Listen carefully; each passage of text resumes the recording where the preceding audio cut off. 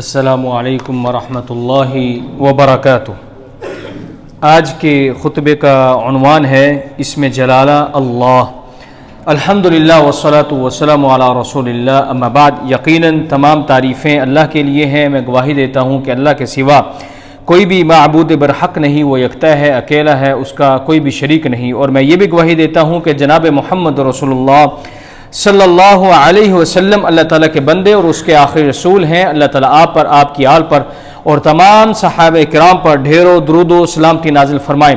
حمد و ثنا کے بعد اے اللہ کے بندو، بلا شبہ اللہ جل شانہ کی عبادت و معرفت کا جذبہ انسانی فطرت اور طبیعت کا خاصہ ہے۔ یہی وجہ ہے کہ دنیا بھر کے انسانوں نے اپنے خالق و حقیقی مالک کے وجود کو دیکھا تو نہیں، لیکن اس کے باوجود جب کبھی اس کی زندگی میں کوئی خوشگوار واقعہ پیش آتا ہے تو عموماً جبین انسانی میں سجدہ شکر میں چلنے لگتا ہے اور جی چاہتا ہے کہ اس اندیکھی غیبی ہستی کا شکر ادا کرے۔ ایسے ہی جب کوئی ناگوار حادثہ پیش آتا ہے تو انسانی ہاتھ اسی نادیدہ ذات کی طرف بے اختیار بڑھتے اور پھیلتے ہیں اور آنکھیں اپنے عجز کے اظہار میں اشک بار ہو جاتی ہیں۔ اسی کا نتیجہ ہے کہ دنیا کی تاریخ کا کوئی زمانہ اور کائنات کا کوئی خطہ خدا پرستی کے اس فطری جذبے سے خالی نہیں رہا ہے۔ ہمیشہ سے دنیا والے اسی کو یاد کرتے اور پکارتے ہیں۔ اللہ جل شانہ ارشاد فرماتے ہیں، اے نبی آپ کہہ دیجئے کہ پکارو یا رحمان کہہ کر جس نام سے بھی پکار سکتے ہو، ایک ہی بات ہے، اس کے بہت سے بہترین نام ہیں اور تمام بہترین نام اسی کے ہی ہیں۔ اے اللہ کے بندو، اللہ کو ہر اس نام سے پکار سکتے ہیں جو اس کی شایان شان ہو۔ اگر گوشے ہوش سے سنا جائے تو پتوں اور کلیوں کی سرسراہٹ، پھولوں کی مسکراہٹ، پرندوں اور چڑیوں کی چہچہاہٹ میں اللہ اللہ کی آواز آتی ہے، اور کوئی چیز ایسی نہیں ہے جو اس کی حمد کے ساتھ تسبیح نہ کر رہی ہو۔ معلوم ہوا ہر مخلوق اس کو پکارتی ہے۔ اللہ جل شانہ کے تمام بہترین نام اسی کے ہیں۔ اس اجمال کی تفصیل کرتے ہوئے سرور دو عالم جناب محمد رسول اللہ صلی اللہ علیہ وسلم نے ارشاد فرمایا، حق تعالیٰ کے اچھے ناموں کی تعداد 99 ہے۔ جو شخص ایمان اور عقیدت کے ساتھ اللہ تعالیٰ کا قرب اور اس کی رضا حاصل کرنے کے لیے اس کی 99 نام محفوظ کر لے، یا ان کے ذریعے دعا کرے، یا ان کے ذریعے اپنے رب کو یاد کرے، یا ان کے معنی جان کر عمل کرے گا تو اللہ تعالیٰ اسے جنت عطا فرمائیں گے۔ اے اللہ کے بندو، یہ بھی حقیقت ہے کہ اللہ جل شانہ کے جتنے بھی اسماء حسنہ ہیں وہ سب کے سب اس کی الوہیت اور ربوبیت اور شان عظمت و رفت، قدرت و قوت، نصرت و حفاظت، محبت و ہدایت، شفقت و سخاوت وغیرہ پر دلالت کرتے ہیں۔ ان تمام ناموں میں لفظ اللہ، اسم ذات اور باقی اسماء صفات ہیں، جیسا کہ خود قرآن پاک کے ارشاد سے پتہ چلتا ہے۔ اللہ تعالیٰ فرماتے ہیں، وہ اللہ وہی ہے جس کے سوا کوئی معبود نہیں، وہ اکیلا ہے، اسے تمام کھلی چھپی باتوں کا علم ہے، وہی رحمان و رحیم ہے۔ اے اللہ کے بندو، اللہ واقعی بلند بالا شان و مرتبے والا ہے۔ ذات خداوندی کو اللہ اس لیے تو کہتے ہیں کہ وہ نہایت ہی اعلیٰ و عرفہ اور بلند و بالا ہے۔ اللہ تعالیٰ کی ذات و صفات اتنی بلند ہے کہ پستی کا امکان ہی نہیں۔ وہ عجز و فنا سے بلند، ضعف و اضملال سے بلند، فقر و محتاجی سے بلند، سونے اور اونگنے سے بلند، کمزوری اور سستی سے بلند، ہر قسم کے نقص و عیوب اور وہم و گمان سے بلند ہے۔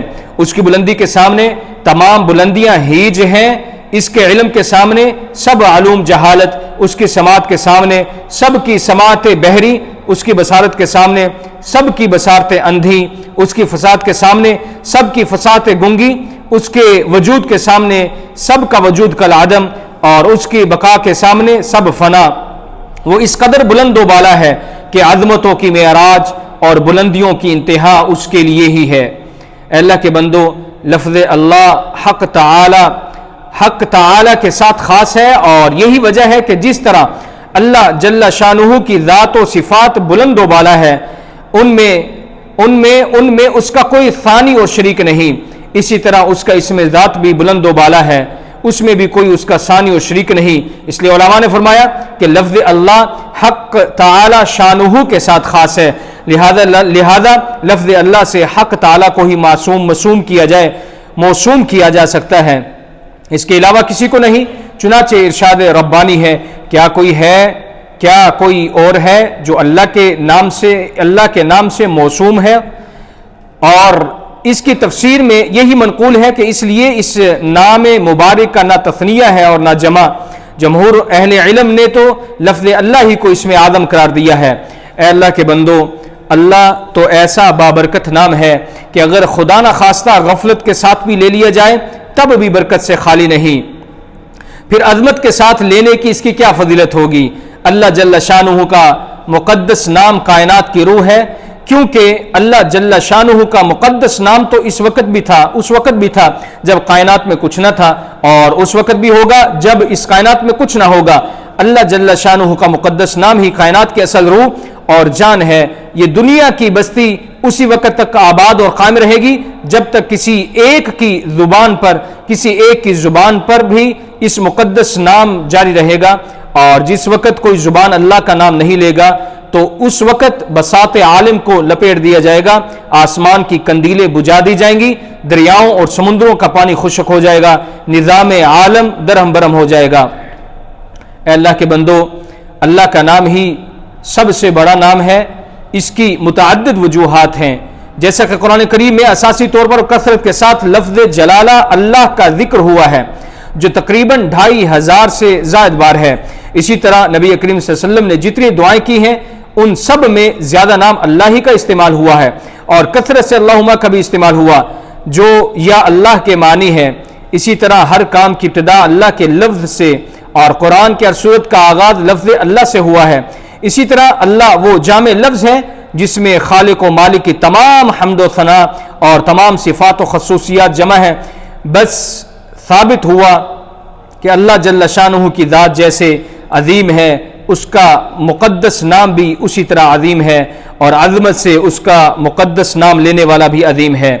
اللہ کے بندو، اب سوال یہ پیدا ہوتا ہے کہ اسم اعظم یعنی لفظ اللہ کے ذریعے دعا کس طرح کی جائے۔ پہلے 3 باتیں ذہن نشین کر لیں۔ پہلی بات یہ ہے کہ کچھ لوگ صرف اللہ کا ورد کرتے ہیں، اس سے کچھ حاصل نہیں ہوگا، اور نہ ہی یہ ذکر کا طریقہ ہے، اور نہ دعا کا طریقہ ہے، کیونکہ اس قسم کا کوئی ذکر یا دعا رسول اللہ صلی اللہ علیہ وسلم سے وارد نہیں ہوئی۔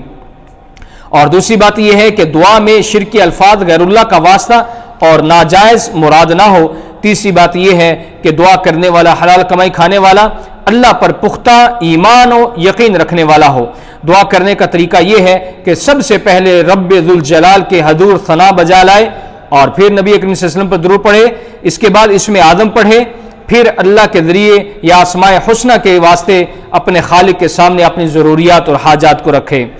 اللہ کے بندو، اس میں کوئی شک نہیں کہ صرف اکیلے لفظ جلالہ یعنی اللہ کا ذکر کرنا بدعت ہے، اور اس سے بڑھ کر صرف ہو کا ورد کرنا بڑی بدعت ہے۔ شیخ الاسلام ابن تیمیہ رحمہ اللہ فرماتے ہیں کہ اللہ تعالیٰ کا اسم مفرد چاہے وہ ظاہر ہو یا ضمیر، یعنی اللہ یا پھر ہو کا ورد کرنا، یہ کلام تام نہیں، اور نہ ہی کوئی جملہ مفیدہ ہے، اور نہ ہی اس سے کفر اور ایمان کا تعلق، اور نہ ہی امر و نواہی کا اس کا تعلق ہے، اور نہ ہی امت کے اسلاف میں سے کسی ایک سے بھی یہ ذکر ثابت نہیں ہے، اور پھر اسے نبی کریم صلی اللہ علیہ وسلم سے بھی مشروع نہیں کیا جا سکتا۔